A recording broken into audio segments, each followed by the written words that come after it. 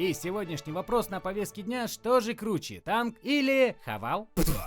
Танк или самолет? Итак, здесь у нас Андрей Иванович танк, а тут Игнат Семенович самолет. Ну а подтверждать те или иные факты мы будем сегодня с помощью, наверное, игры War Thunder. Ой, прости, мне показалось, ты сказал документальной хроники. Не, я сказал War Thunder. В общем, да, сегодня мы будем использовать и тот вариант. Итак, пожалуй, начнем.